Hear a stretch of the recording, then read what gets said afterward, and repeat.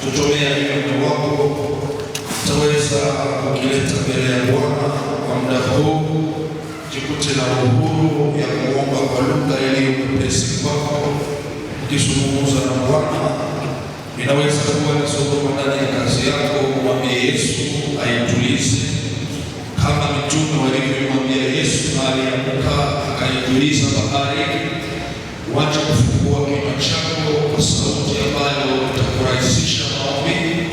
Uweze kumwambia Bwana, ukijisikia kukaa unakaa, ukijisikia kupiga magoti unapiga magoti, ukijisikia kusimama unasimama, ukijisikia kutembea unatembea. Bali zungumze na Bwana kwa dakika ambazo Bwana ataenda kutukubalia, sababu amesema ombeni pasipo kuchoka, ombeni pasipo kuacha. Yesu, kile kitu amekifanya kwako, umshukuru, tukuze. Kama una neno la kuzungumza, umwambie Bwana. Useme tena asubuhi ya leo, mimi ni hapa mbele zako, nina haja ya kuelekewa kwa Bwana. Nimekusudia kufanya hiki na kile, lakini nataka unisaidie na kunipa mwelekeo. Nataka Bwana uangaze njia zangu, nataka Bwana uangaze akili zangu, ili mpango mkubwa ambao natafuta kuanzisha niweze kufanya katika njia zilizo sawa. Tuombe katika jina la Yesu Kristo.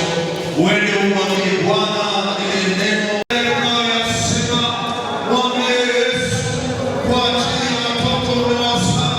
Mwambie Yesu aonekane katika maisha ya mke wako. Mwambie Yesu atawale katika maisha ya mke wako. Mwambie Yesu atawale katika familia yako. Mwambie Yesu atoke koko ya mambo yote ndani ya familia yako. Biashara unayoifanya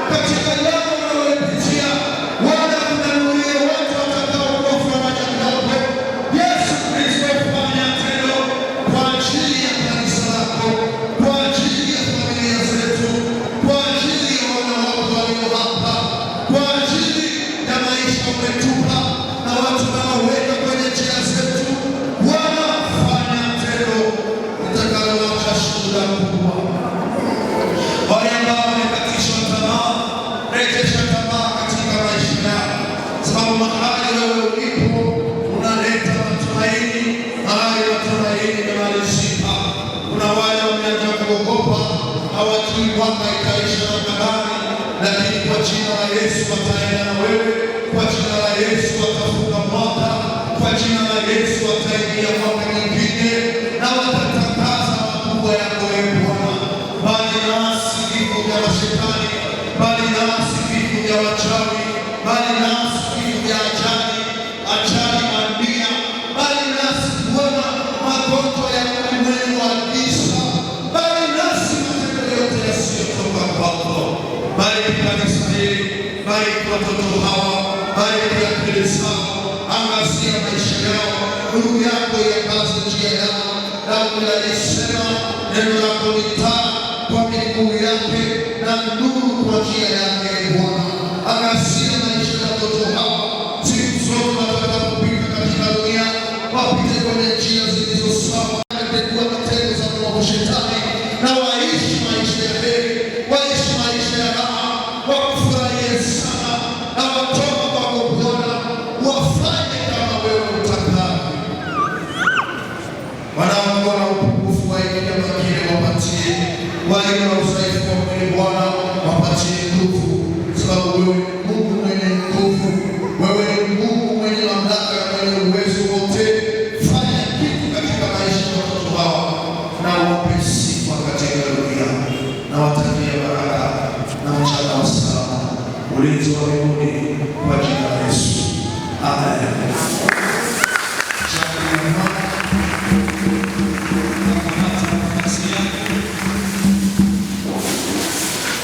Pamoja na Injili kama alivyoandika Yohana, kama alivyoandika Mathayo. Mathayo sura yake ni ile ya 5. Alafu Yohana tutamsoma kwa nafasi ya mwisho baada ya kusoma Mathayo sura yake ya 5:13-16. Somo ambayo Mungu ametupa, mashairi ambayo tunayajua, tumeyasoma mara na mara, tena leo Bwana ametupatia ili iweze kuzungumza na mioyo yetu. Pia tukasoma Yohana 8:10-12. Amen, amen. Walio nyuma mnaweza kusogea mbele kama panakuwa nafasi. Ali wazee wako usitoroke kabla ibada iishe.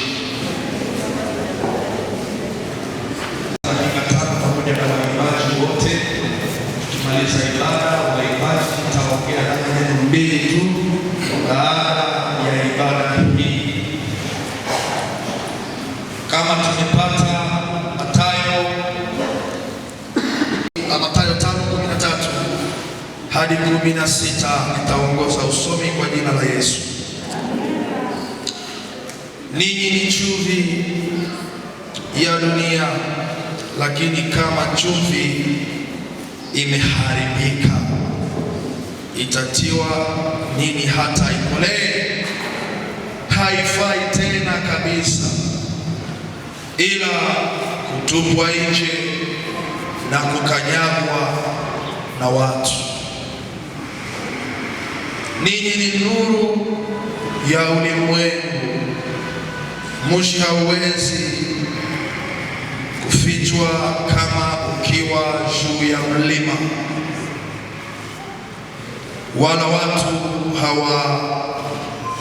wala watu hawawashi taa na kuiweka chini ya kitunga, lakini juu ya kinara, nayo inawaangazia wote walio nyumbani. Vivyo hivyo nuru yenu iangaze mbele ya watu, waone matendo yenu mazuri, watukuze Baba yenu aliye wapi? Aliye mbinguni. Yohana 8:12. Yohana 8:12. Kama tumepata, tutaongoza usomi alivyoandika Yohana 8:12.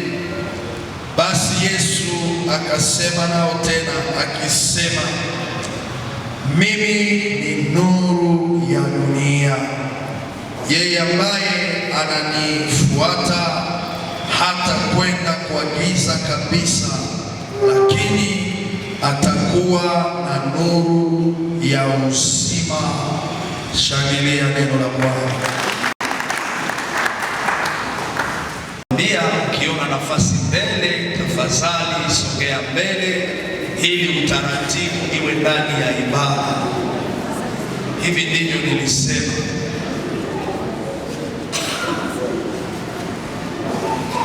Kama hautaki kusonga mbele, unarudi nyumbani.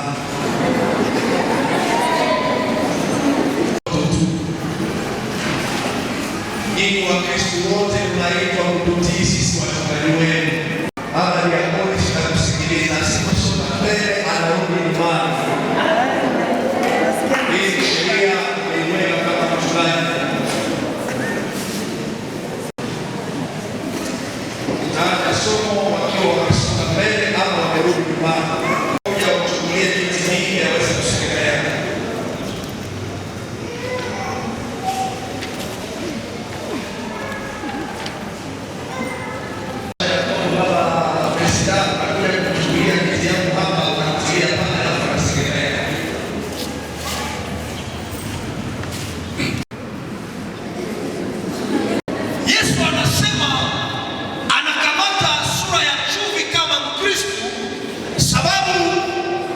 Chumvi nimesema ina mamlaka, ina uwezo ya kuchelewesha kioso. Kama kanisa, kama Mkristo amechukua chapa ama alama ya chumvi ndani ya kitabu ya Mathayo sura yake ya 5:13, ni ili aweze kutimiza andiko lile ambalo Yesu amesema malango ya Hedese haitalishinda kanisa. Lakini kanisa haitamaliza malango ya Hedese. Nguvu ya Hedese itakuwa, lakini siku zote kanisa inaishi, Hedese haitafanya kazi ndani ya dunia. Kanisa katika malengo ya kiroho ya Mungu, kanisa inajua roho ya kuchelewesha kazi za shetani ndani ya dunia. Wasomaji wa Biblia Ufunuo inatuonesha namna gani mnyama atakavyotawala, namna gani atakavyoongoza, lakini kanisa take itakuwa inaishi, shetani hataweza kutawala dunia. Amen. Kanisa litakaponyakuliwa baada ya parapanda kulia, kanisa litakapoondoka, ndipo shetani mnyama ataweza kutawala na atafanya yote anayotaka kuyafanya, sababu kanisa litakuwa limeondoka. Lakini taki kanisa linaishi, taki waamini tukingaliki ndani ya dunia, shetani hana lolote ambalo anaweza kufanya, sababu kanisa linafanya kazi za shetani zikose nafasi ndani ya dunia. Haleluya. Saidie kuambia jirani, ujue ya kwamba uko mtu wa maana ndani ya dunia. Ujue ya kwamba uko mtu wa maana ndani ya dunia. Lakini kama umeamini Yesu, uko mtu wa maana sana. Kama unatembea Yesu, uko mtu wa maana sana. Sababu wakati kuzimu inaposhindana imepanga mipango yake, ikifika ndani ya dunia, inakutanisha wachungaji ambao wameokoka, inakutanisha Wakristo wanaotembea na Mungu kwa kweli, kazi zao zinaharibika. Mkristo mmoja ana mamlaka ya kuharibisha kikao ya wasandalisha Biblia. Kwa wanani, ndio maana mchawi mmoja anakuhamisha mkati. Mtu ambaye ameokoka kulingana na Mathayo, wewe ni chumvi, unaharibisha kioso, unaharibisha kazi za shetani, unaharibisha mamlaka ya mapepo. Mahali Mkristo alipo, kazi za giza haziwezi kutendeka, sababu Bwana amekupatia mamlaka ya kuharibisha processes ya kazi za kusimuni ndani ya dunia. Hii ni kazi ya kanisa. Alafu anatupatia onyo, anasema lakini chumvi hata kama iko na ile potentialite ikipotea ndani ya chumvi, kuiona itakuwa ni chumvi, lakini na haina tena puissance ya kufaire retarder pourriture ya kitu.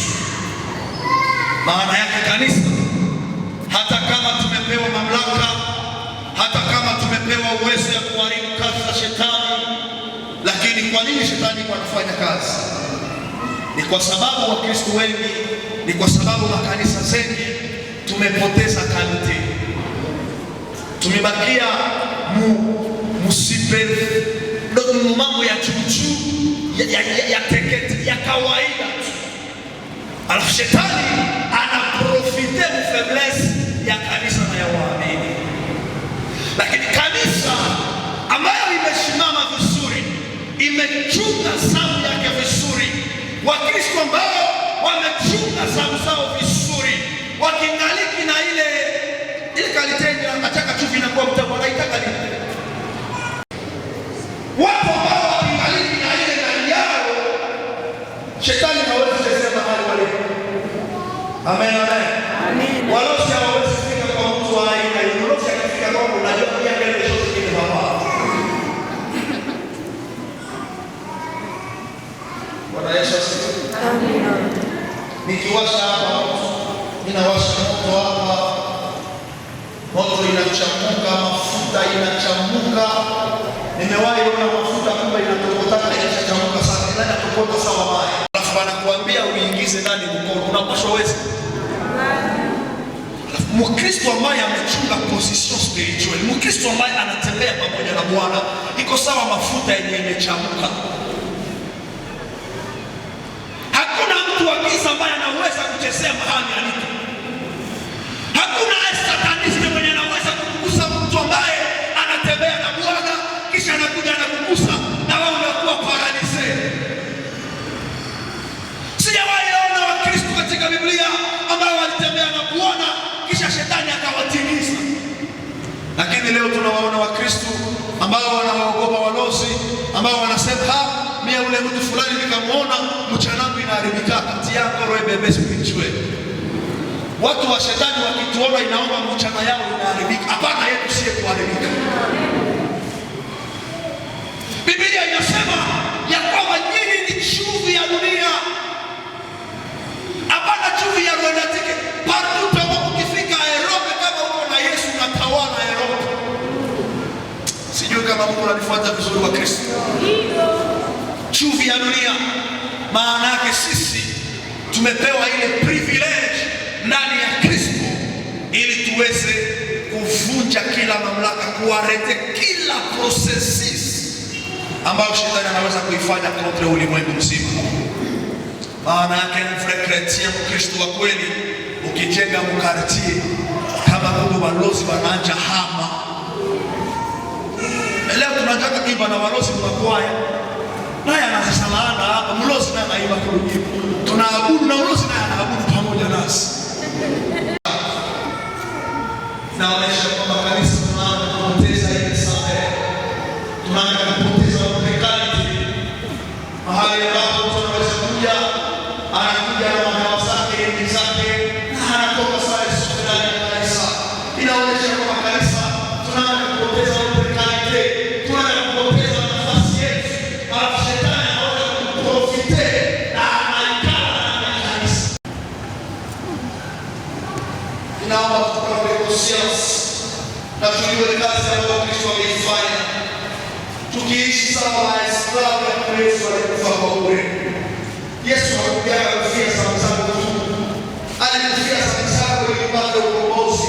Usiamini Yesu anayesamehe dhambi ya uasherati, usiamini Yesu anayesamehe dhambi ya wizi, ya ulevi, lakini unasahau ya kwamba Yesu alikuja pia na malengo ya kufanya kuwa mtawala katika dunia hii. Amen, amen. Yesu amenifanya kuwa mtawala, ndio maana ninaweza kutembea na ujasiri, ninaweza kuhubiri na ujasiri, sababu ninajua hakuna mlozi anaweza kunigusa. Kama uko na shangazi mlozi, mwambie mchungaji alisema kutembelee usiku.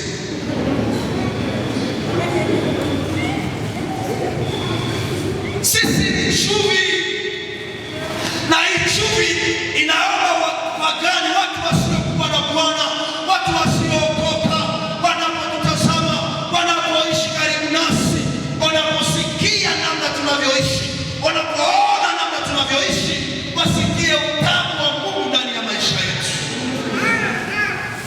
Amen, amen.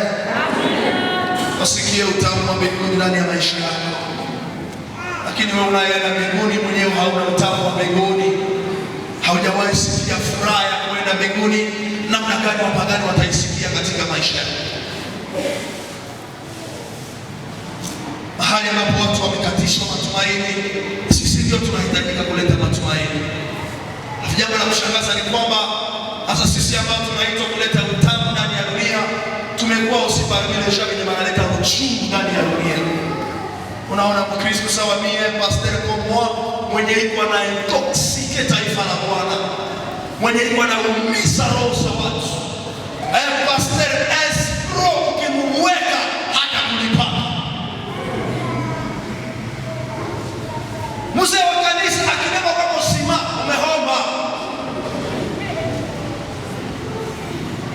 Hii ndio maisha ya kanisa ambayo tunaishi.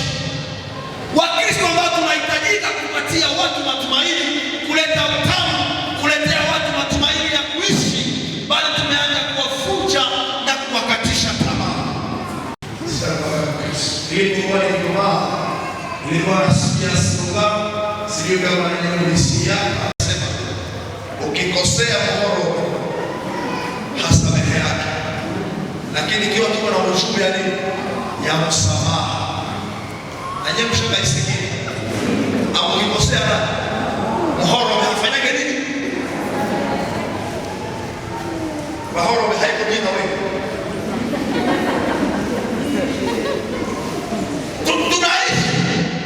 Tunatangaza injili ya msamaha, tunatangaza injili ya upendo, lakini watu wanaotusoma, watu wanaoishi nasi wanatujua ya kwamba ule mwenye hivyo anasema msamehe yeye hasa. Basi tunapoteza kalite ya chumvi, na Biblia inasema watu wasawa ile ni wakutupiwa nje, kisha wanafanya nini? Anakanyakiwa, anakuwa sawa mkoropo, mbele ya kuingia nyumba mnachipakusia kwa watu wanaingia.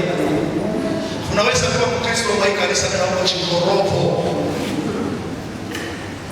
Amen, amen. Unaweza kuwa mama president, unaweza kuwa secretary, unaweza kuwa mzee wa kanisa diakoni, unaweza kuwa mchungaji sawa mimi, mchungaji chikoropo. Mimi uongo sufi, watu wanakuangalia mwili sufi, unaingia mboga wakasikia mtamu.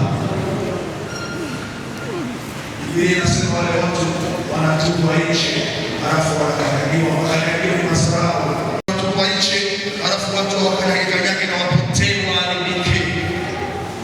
Namna gani unaweza niita Mkristo, lakini katika macho ya Bwana hauna tena utamu, haufai kwa kazi, umetupwa kando.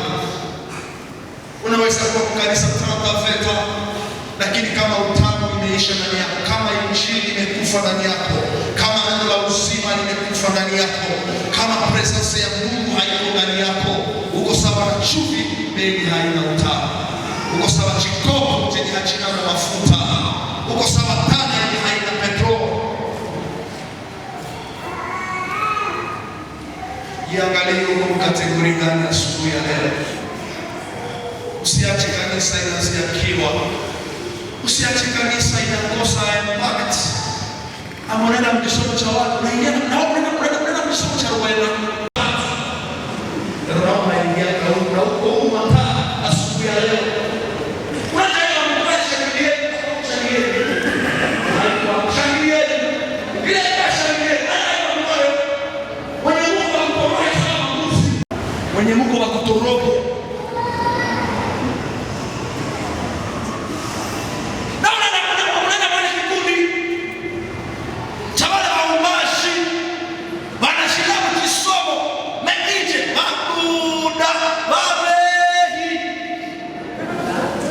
Waombaji kumuradu mena mabehi biko excellent. Kanisa inakuwa na reputation yenye haiko ya mzuri.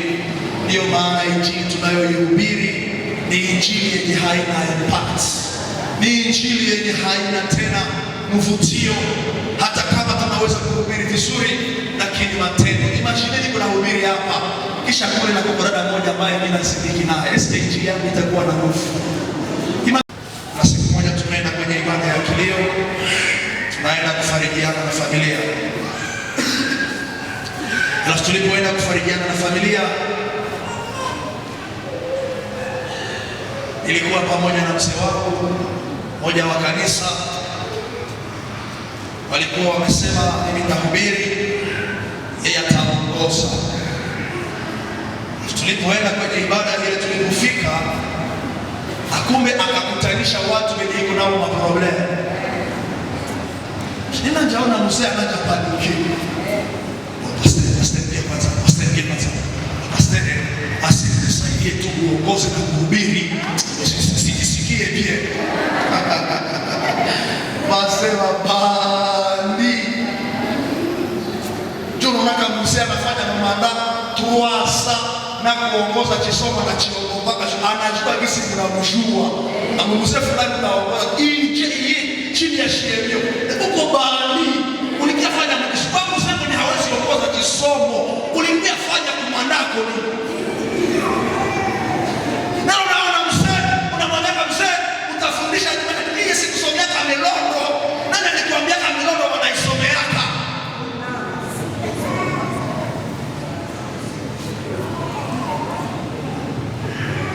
watu wanakuwa wanaogopa kuonekana mbele ya watu. Kwa kama na ule kikaliki mzuri sabiri yake kikaliki inatumika, anajua hali ya kwenda kuinukia mbele, umeni faki bakilia. Sasa wewe mwenye uko msambi, maisha yako yaisha kakata, wanakujua partu. Na hapa uko sako siasa. Ndani ya sami ya kwenye masabahu unatumika, unaimba, unahubiri sawa mimi, lakini maisha yako machafu unapitiza na sadaka. Wewe bandi unakwambia sadaka ni yako, uko mwizi tu. Biblia inasema kama tukipoteza ile utamu, hatuna tena maana ya kuwa kanisani, hatuna tena maana ya kuwa Kristo, na shetani atapata nafasi, anaweza kufanya kazi mahali tulipo. Tunaweza tukalitia jina la Yesu, na Yesu asifiwe, sababu yeye ni mtakatifu na anatembea pamoja na wao na watakatifu. Amen, amen. Alafu angalia kama chumvi ya mbinguni, chumvi ambayo tamu wa mbinguni ikingaliki katika maisha yako. Alafu watu wa pili anasema nyinyi ni nuru ya ulimwengu. Tunajua nuru ya kweli ni Kristo Yesu. Yeye ndiye nuru ya kweli, na wakati anasema ninyi ni nuru, maana yake iko anakupatia maana. Ninyi ni nuru ya dunia, ya ulimwengu. Ninyi ni nuru ya ulimwengu. Tukiona nuru, tunaona kitu ambacho kimepewa mamlaka ya kuondosha giza. Na tunapoingia katika maandiko matakatifu katika ulimwengu wa roho, wanaposema juu ya nuru, tunaona Mungu. Wanaposema juu ya giza, tunaona shetani. Hii ndiyo interpretation yenye iko ya haraka. Giza ina represente Ibilisi, lakini nuru ina represente Mungu. Na ndiyo maana kuna watu ambao ikienea usiku wanaogopa giza, sababu wanajua giza ni shetani. Lakini haiko giza ya usiku, sababu hata katika giza ya usiku Mungu anatawala na Mungu anaenea usiku. Unaogopa usiku. Wakati anasema ninyi ni nuru, maana yake anatupa uwezo, anatuachia mamlaka, anatupatia ile nguvu ya kuweza kumuondosha shetani mahali pote tunapoingia, ya kuweza kuharibu matendo yote ya giza mahali pote tunapoingia. Mkikuwa giza, ingelikuwa usiku, tungelifanya ile exam. Tukizima mataa usiku, giza inaweza ikajaa huko. Lakini ilisifiku wapi yetu na interpretere moja, na taa ikishawaka, katana kadogo kama haya, kanaweza badilisha maisha kisogo giza. Kamoja tu, kakaangazia pa, kanaweza badilisha giza mkanisa. Amen, amen. Anasema ninyi ni nuru ya dunia. Namna gani sisi wa Kristo tumeshindwa kumaliza, tumeshindwa kuharibu kazi za kusimuri, kazi za Ibilisi, kuondosha giza mahali ambapo tunaishi. Unaishi ndani ya familia, lakini wewe ndio unakuwa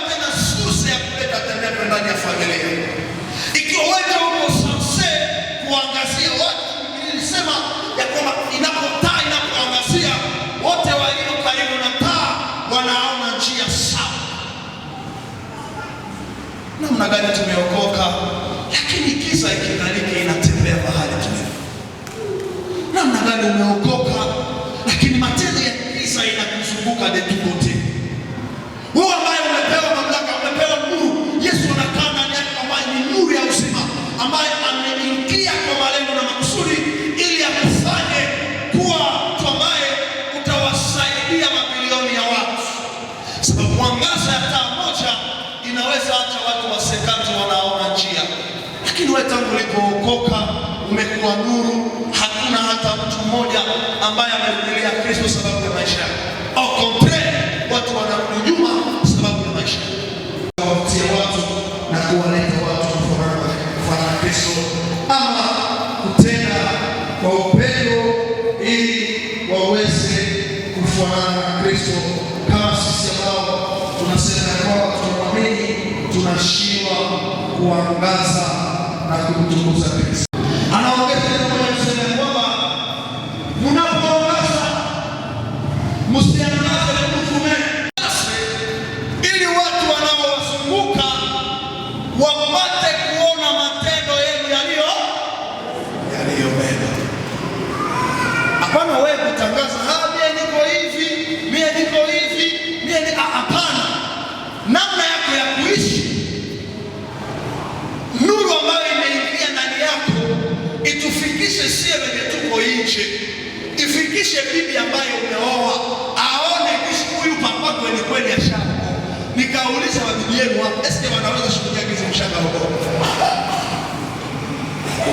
Muka fulani kuya kwanza uniambie kama papa anaokoka. Bibi yako anasema nini papa? Usinipe shida mfano. Mimi nakamata mama moya, mimi naita bwanako pembeni kwenye hauko waombashi. Haleluya. Amen, waombaji. Nikienda mafadhili zetu kwenye hamu, mimi nauliza penye wanawazunguka hapo mfadhili, sisi wanakushuhudia jinsi mnaokoka kabisa. Usinipe shida. Msinipe shida juu haikuenda mafadhili, nauliza mfadhili. Mikalina sana wanakuzunguka. Sawa, mimi hapa jinsi niko na shipana pana, siku moja kwanza unatafuta bibi yako kwenye siko, unamuta yeye Yesu usiwe. Umeishi naye kama ni miaka 4, mwile miaka eske ni Kristo kwanza. Amen, amen. Tunaingia mfamilia hapa maimbashi, tunaenda uliza kwao kakake na fulani, eske huyu aendelee kuimba ama aache? Anasema nini maisha? Biblia inasema malengo ya kuwa nuru, ili nuru inapoangaza watu wanaotusubuka, watu wanaokutazama waone matendo yetu mema, na kwa njia ya matendo mema wale watu walio mbali wamtukuze. Na kama tunaishi kisha namna kisi tuko tunaishi ndani ya kanisa, matendo yetu hailete watu kumtukuza Mungu, hatuna reason ya kuexist. Kama kanisa ya Ruenda tunakusanyika hapa, tunafanya maexploit, tunapiga mikelekele, lakini wale wenye wiko nchi kama hawatukuze Mungu kupitia maisha, wale wenye unashitaka nabo msoko. Jana mlikuwa msoko ndio na pamoja pale, nyie wenye mlikuwa msoko, tukienda uliza wenye unashitaka nao, kisha wanasema wewe ni mtu gani na jue tunakutenga mara moja.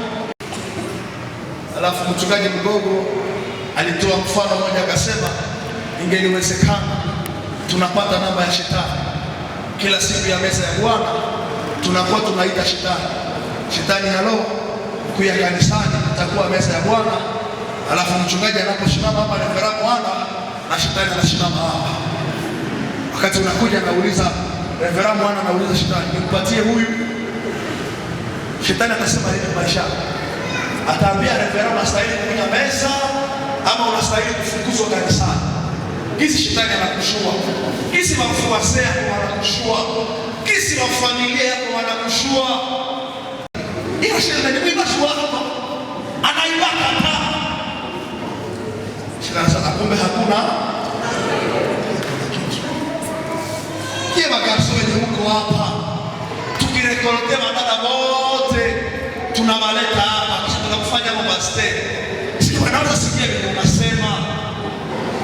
Wanaweza sikia vile unasema. Matendo, malengo ya kuwa nuru ni ili matendo yetu yaonekane na yamtukuze Bwana.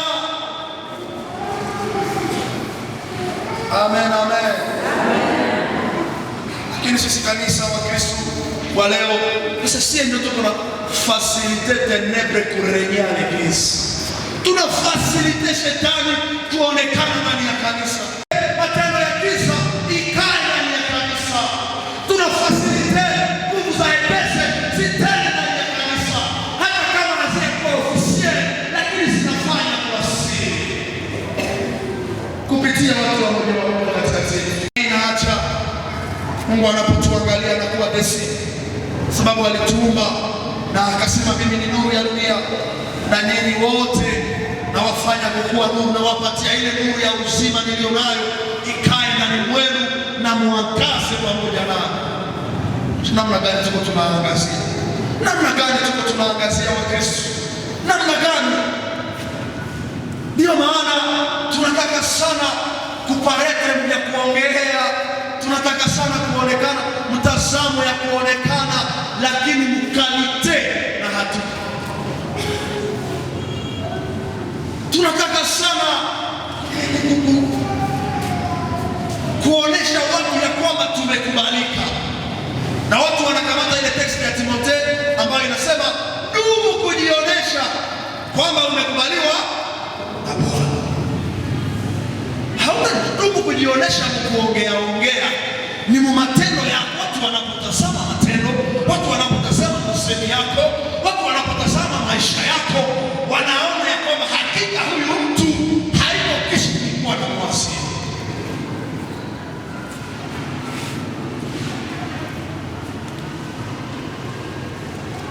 Mungu amewatia ndani ya maentreprise, lakini Mungu anafanya wizi ndani yake na Mungu wa Kristo. Hapa kuna watu wanashinda mabutiki za watu, lakini wizi wa kalitera ni mashi wanakula meza ya Bwana kanisa. Hamtanipa amen sababu nyinyi wote pamoja na mnyini wizi hapa. Unaanza ona hata leo watu wameanza ogopa kuangaje wa Kristo, wanaangaje uko mpagani.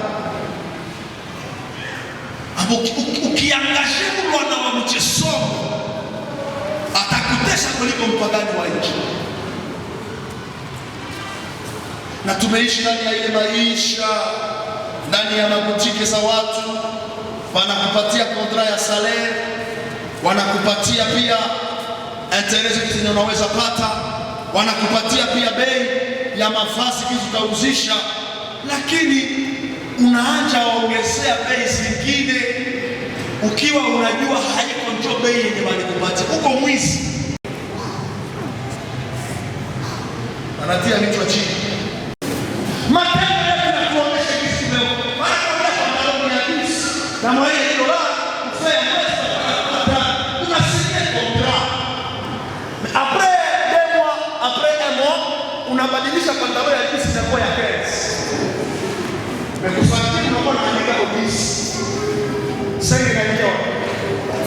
Watu sawa. Wote ni wizi.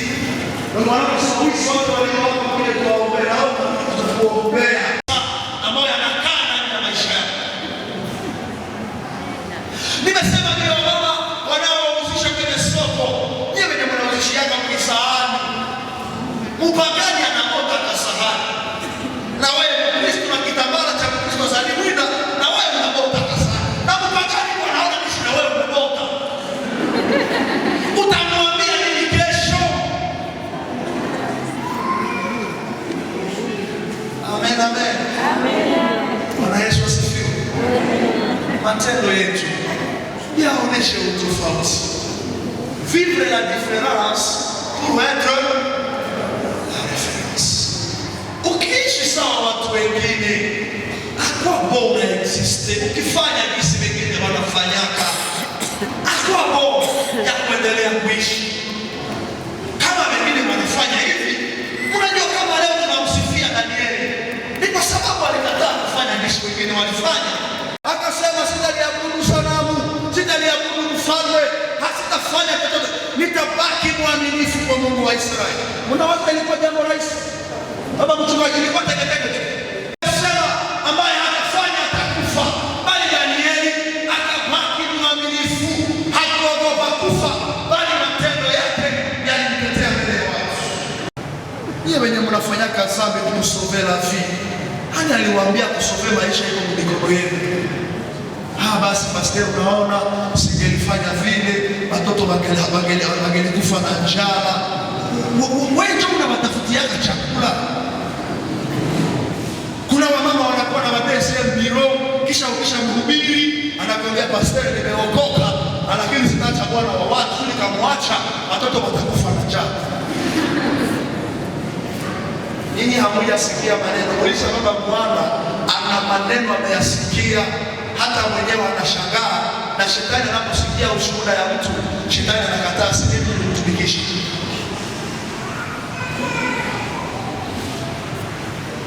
Ninakubali Yesu, lakini hii maisha sitaiacha. Shutwa iko inanikulisha. Kumbuka Danieli, kumbuka Meshaki, Shadraka na Abednego walikataa hata kufa na Mungu aliwaokoa. Namna gani tunaweza ishi na Mungu na tena matendo ya giza? Tunaishi na Mungu, tunashindwa kuangaza, na mahali anapotaa imewaka, watu wote wanaona. Taa haina kitu ya kusema ndio hadi nimewaka. Anashasikia taa ni kunasema nimewaka, hadi niangalie nimewaka. Ikiwaka watu wanaona kizifanya nini? Isiwaka. Nisaidie kuambia jirani, Ukristo wa mdomo acha. Matendo yako yatuambie wewe ni nani. Ukristo wa mdomo acha. Matendo yako yatufundishe wewe ni nani. Ukristo wa matapashi acha. Maisha yako yatuambie wewe ni nani. Amen, amen. Tukifikia ile hatua, watu wanaotuzunguka watajua ya kwamba sisi ni tofauti na watu wengine. Watajua tuna kitu tofauti na watu wengine. Taa ikiwaka, taa yote kwenye iko, kila mtu anaionaka. Tena ikiangazia, haijiangazia yake pekee, ni kufaida ya watu wengine. Ukristo tulionao inaomba inakuwa faida kwa watu wengine. Usiokoke kisha unaishi Ukristo wako na hakuna jirani yako mwenye atabenefisia kwa ile Ukristo. Haiko Ukristo. Tala haijiangazi yake, tala inaangazia kwa watu ambao wanaizunguka. Kanisa la Rwanda tukashindwa kuangazia watu wenye wiko pembeni yetu, tumeshindwa misio. Inaomba Ukristo tulio nao hapa, mafundisho tunayoyasikia hapa, iende impact, iende itengeneze maisha ya watu wanaotuzunguka hapa karibu. Amen, amen. Tukifanya giza kisha kukatia tuko nasemewa mbaya, tumeshindwa misio. Inaomba mwa ile giza tuko tunafete na ushuhuda wetu tuko nao mudiza, usifanane na tulikuwa nao wakati tuliachaka. Kuna ushuhuda wa muleta kademi combien 2016 kama mu 2026 muko na ushuhuda wa 2016 mmeshindwa. Ukisikia Mkristo mwenye anasema sie zamani tulikuwa kama waombaji, maana yake haiko tena muombaji. Zamani tulikuwa tunaombaka, maana yake haombake tena. Zamani tulikuwa tuko watakatifu, maana yake amepoteza utakatifu. Ukisikia kanisa hilo linasema okomu huru watu wabia, maana yake mshashindwa. Ukaanza kumbuka ya zamani ndio huko kwenye umeshindwa kupresa. Hamunisikie pia, unipatie masikio kwa Kristo. Kudemi liseti kanisa ya Rwanda ilikuwa na nguvu sana. Maana yake kudemi liseti hamuna tena. Hamuna tena. Kwa pastor fulani akisoma chimbo cha bia, maana yake kwa ile ngoma huko dawa, huko kao. Hawanisikie pia, nisaidie kuambia kwanza amen. Haliko wananisikia. Unaona watu wanabakia mmaistua, mmaistua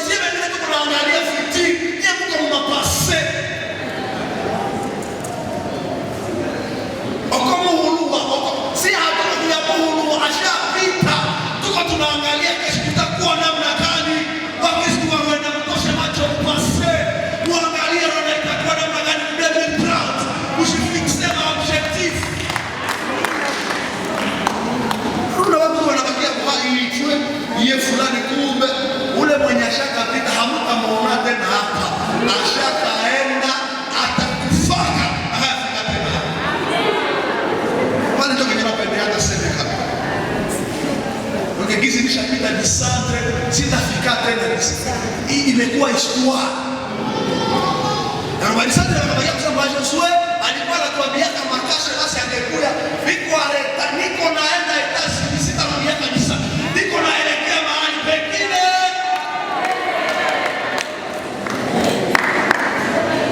Ndio Mungu ananitolelea misante. Mimi niko naona Canada.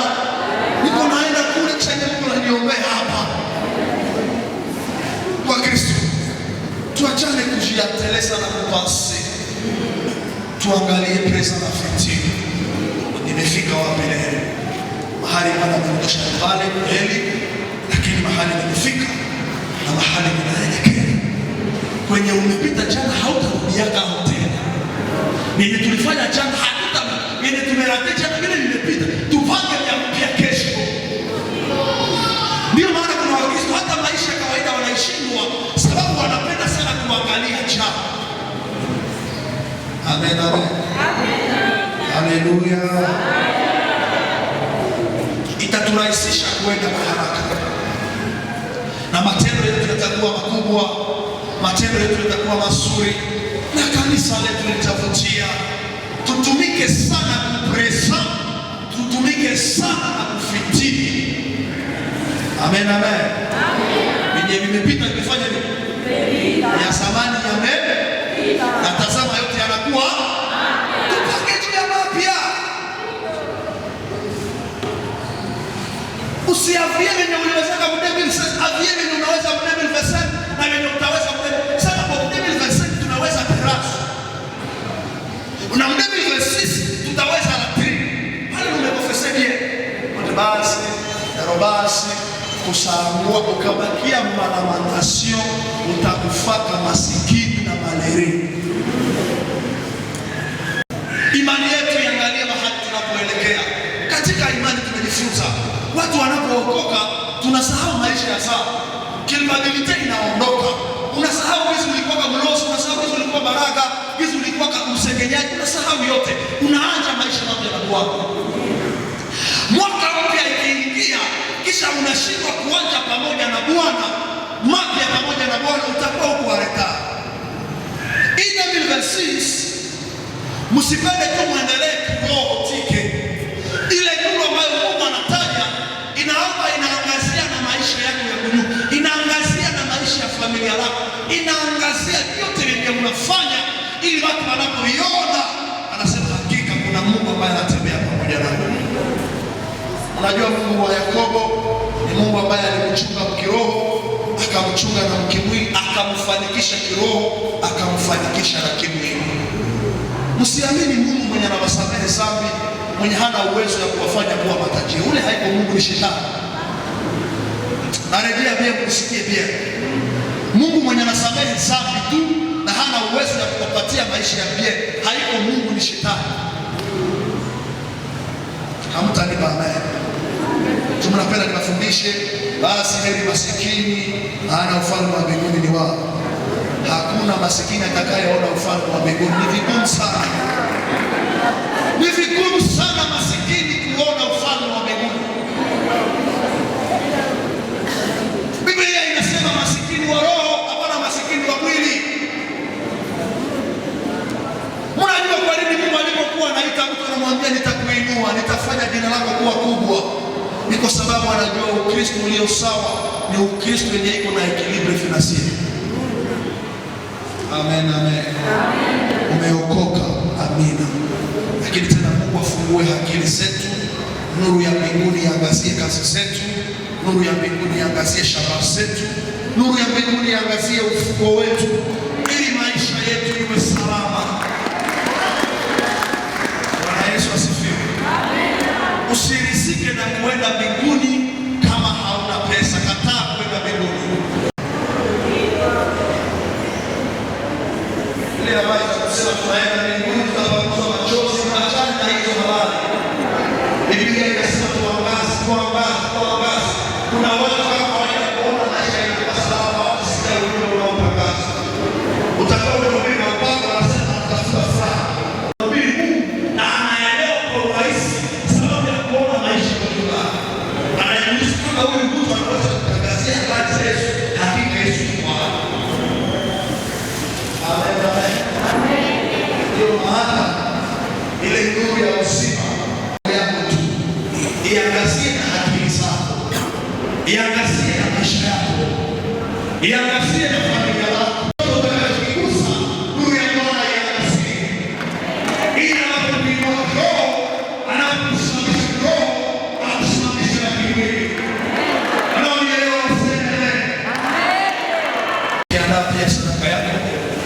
kwa sababu tumeeleza juu ya chumvi, tumeeleza juu ya nuru. Kama unapoteza utamu kama chumvi, hauna tena maana ya kuwa Mkristo, hauna tena maana ya kupata heshima. Hata kama unaweza kujiita Mkristo, lakini masarau yatakufuata, sababu umepoteza kitu kinachokupa usamani. Na sisi wa Kristo, kitu kinachotupa usamani ni uwepo wa Kristo, utakaso mtakatifu wa Yesu ndani ya maisha yetu. Hatua ya pili tumesema juu ya nuru, tunasema inabidi tuangaze kwa ajili ya watu wengine. Nuru yetu iwaangazie watu walio mbali, mataifa walio mbali, ndugu zetu walio mbali, wamuone Mungu ndani ya matendo na wamtukuze Baba aliye mbinguni, katika namna yetu ya kiroho, katika namna yetu ya maisha. Unajua, wakati ndio umetoka kwa maombi, umemuomba Mungu sana, kisha unaenda omba mpagani akuombeshe bunga, anakusahau na kusahau Mungu wako unayemtafuta. Unalifuata kanisa? Tunaweza kufanya maombi ya tutinishune, kisha tukitoka hapa unaenda kwa mpagani mlevi mwenye na ushauri na usitaki ya tunge nikopeshe senti mbili inanikisha kukabala. Na unaweza kaishiria Mungu mwenye uliomba. Katika yote tunayoyafanya, tusiende mbinguni pasipokuwa na sifa ya dunia hapa. Kukuwa na sifa duniani haiko problem. Kutawala hii haikuwa problem. Utawale dunia, utawale familia. Bwana wainue hata kanisani usipokuwa na pesa. Na kuambia kweli kweli, hatukukumbukaki katika maombi. Mtu asiyekuwa na pesa kuombewa ni vigumu sana. Niko mchungaji nawaambia kweli. Watu tunaowaombea haraka sana ni wale wanaokamatilia kazi ya Bwana. Wakati tunasema terazo analeta mbele tamu ya mchango, nasema ule ni nani ya mwili fulani, wale wengine wote watendee mema. Ndio maana Mungu awapatie uwezo hata ndani ya kazi ya Bwana, jina zenu ziandikwe. Hata ndani ya kuchangiza ndani ya kazi ya Bwana, Mungu awainue tena zaidi, ili pakiwa mchango jina lako liwe kwenye karatasi. Ndio kataa maskini. Mwambie kataa maskini, sio maskini.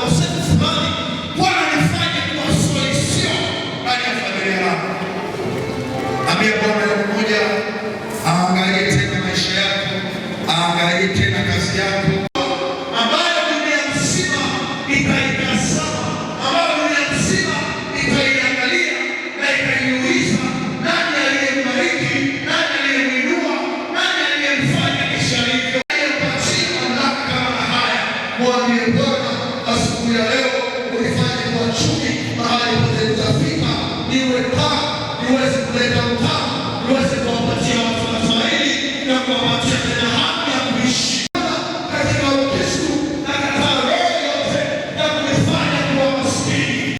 Na yakemea kwa jina la Yesu, nisiwe tena katika maisha yangu, nisiwe tena katika familia yangu, bali katika yote Bwana nikiishi utakaso.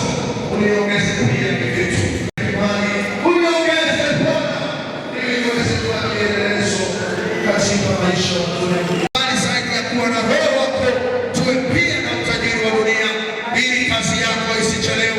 Sababu kanisa la kwanza waliuza mashamba zao ni kwa kwa sababu walikuwa na mashamba, waliuza vitu vyao, ni kwa sababu walikuwa na vitu, na wakafanya changizo, na kazi yako ikasonga mbele, kazi yako ikaheshimika tena, kazi yako Bwana ikaendelea sana, na injili ikahubiriwa kwa nguvu.